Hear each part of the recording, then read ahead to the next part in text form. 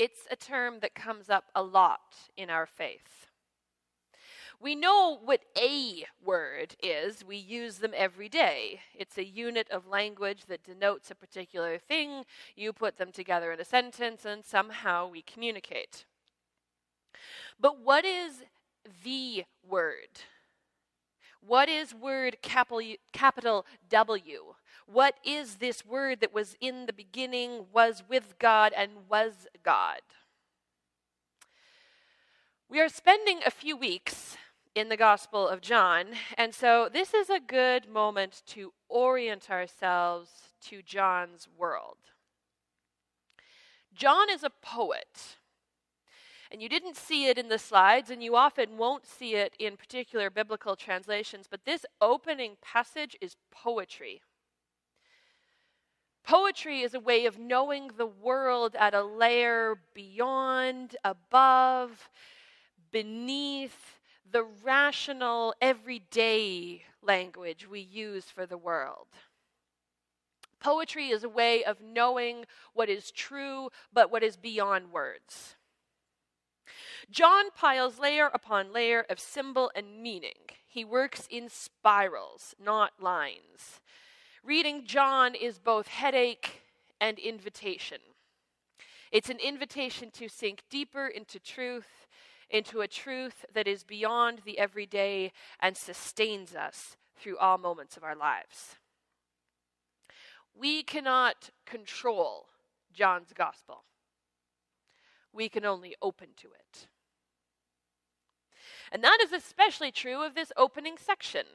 The Word was first, the Word present to God, God present to the Word.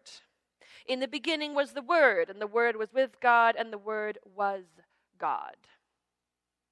I will get to the Word, but to start at the beginning, this is the same beginning as Genesis chapter 1.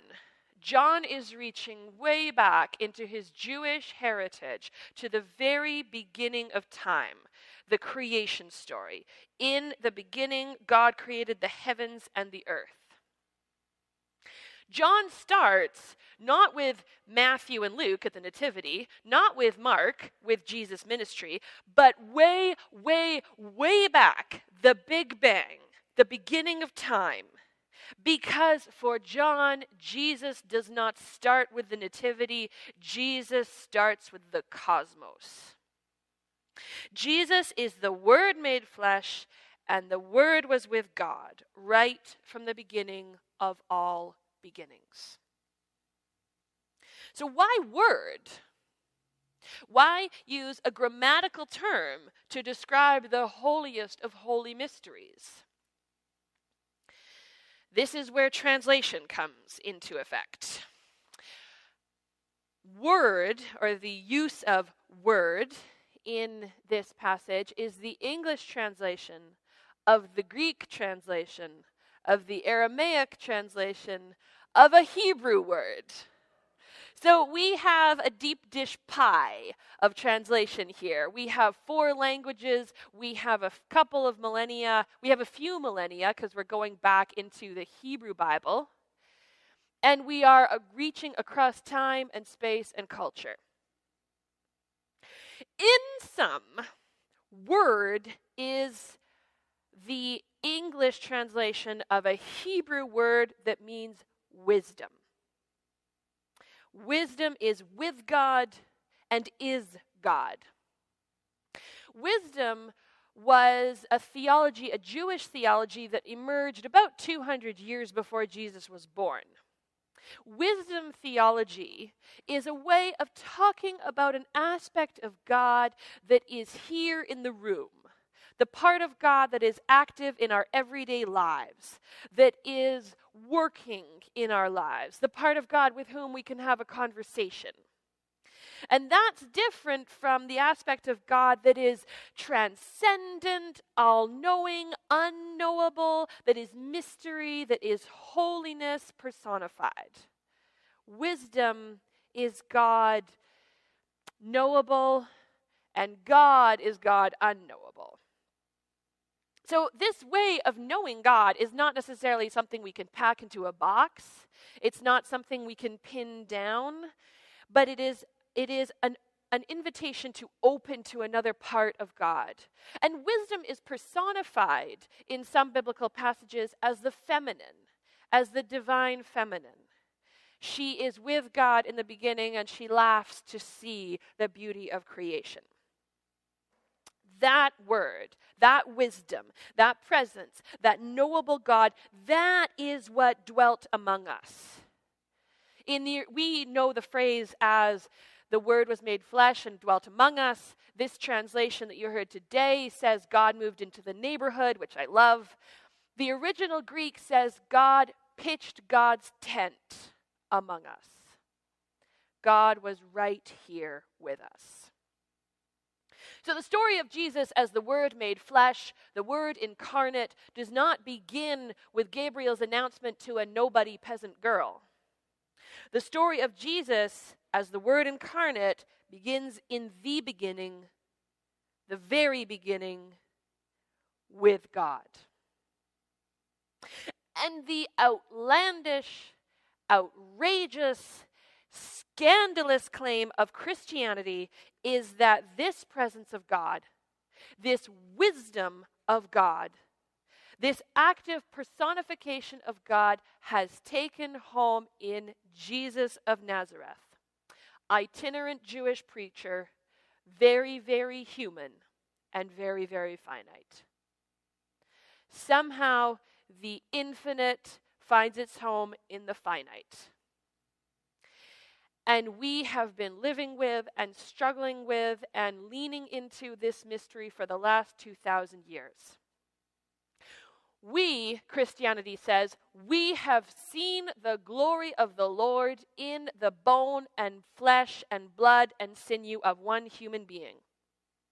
We have known the mercy, the justice, the love, the compassion, the anger, the beauty of our beautiful and terrible God in one person. We have seen God in the flesh. We have seen God's glory. As I said, outlandish, irrational. And the question arises,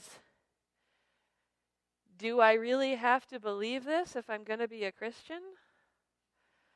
Do I really have to believe that the transcendent awe and beauty and mystery of God found home in one person in a specific time and place?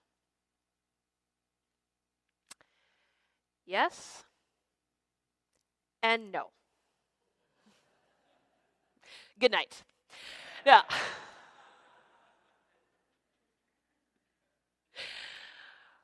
We have to believe it in that we have to find a way to trust it.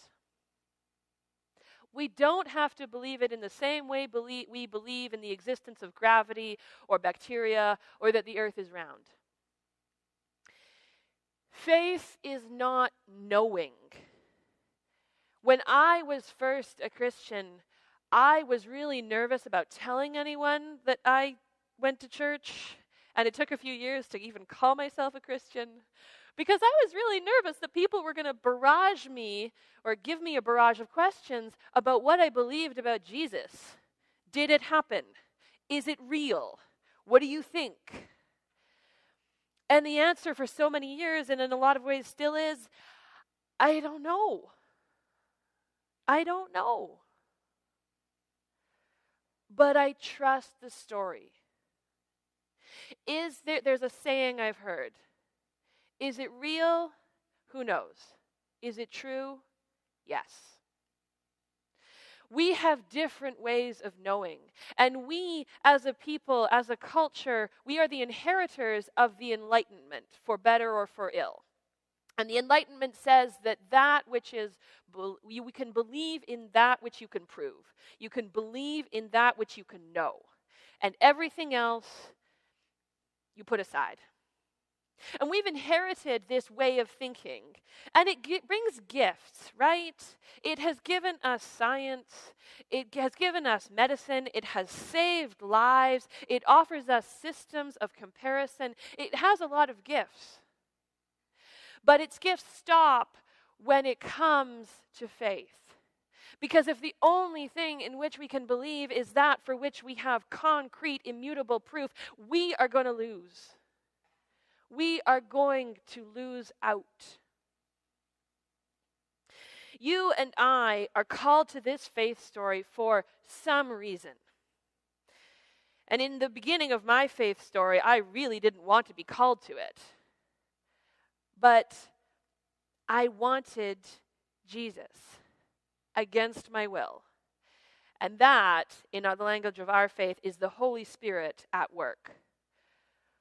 Whether you are seeking, whether you are a longtime member of this faith, whether you're not sure where you are, for some reason we are here this morning because we are seeking something in this story of faith.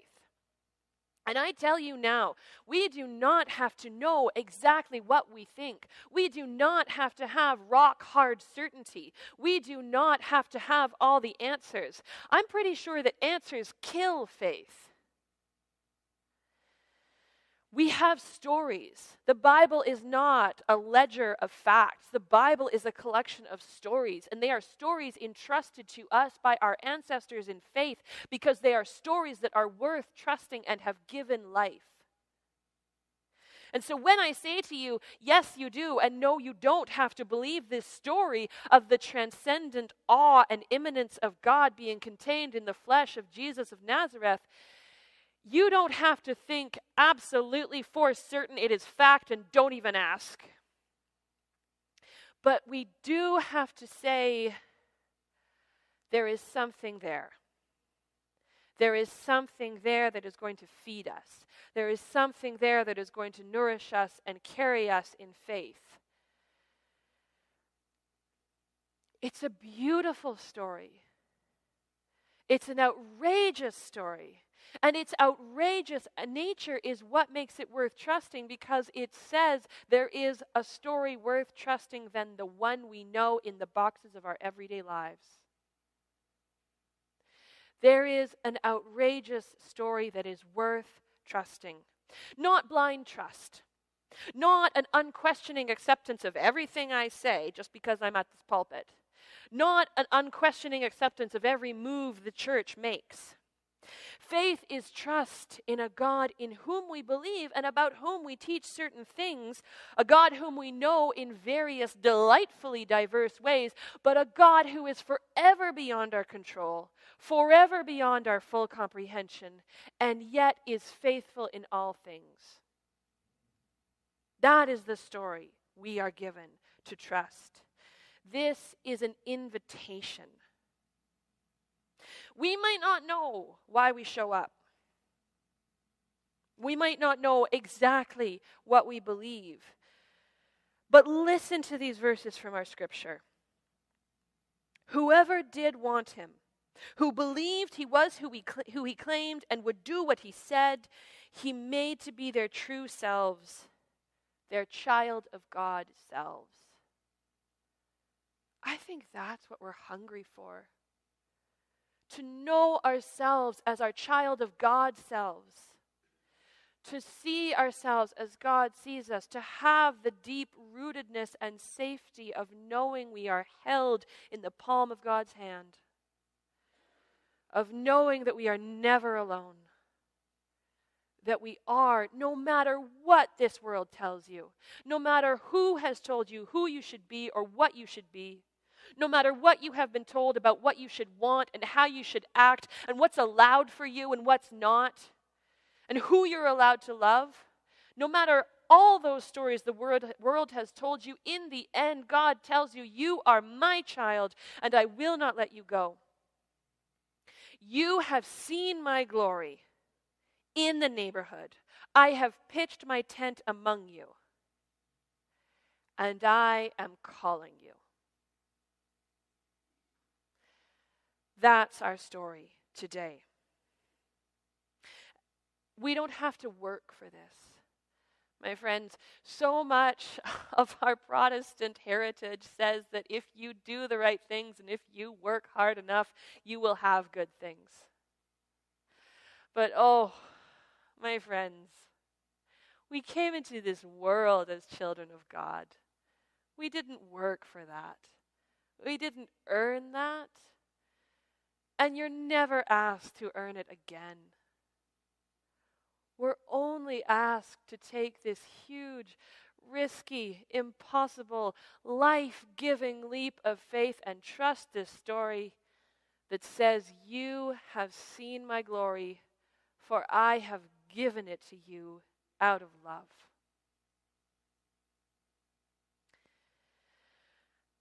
Taking that leap is a process. It's a journey. We'll take it today, and then we'll scuttle back from the cliff edge tomorrow. That's okay. Our Bible is full of stories of people of faith who have messed up. We'll do it too. But through it all, God says, "You have seen me. I have loved you. I have walked with you. And I have never, ever left you." Thanks be to God.